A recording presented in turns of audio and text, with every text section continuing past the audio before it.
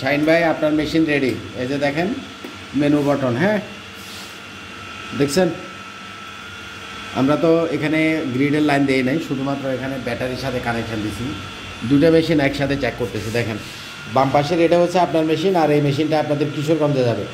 তো দুটোই আজকে 2 দিন টেস্টিংয়ে রাখছি। আপনার এটা ফুল ওকে, দেখছেন ওই যে আপনার ট্যাপ গলা সব ওকে, কোনো প্রবলেম নাই। আমি ওখান থেকে আসার পরেও আজকে 2 দিন চেকে রাখলাম।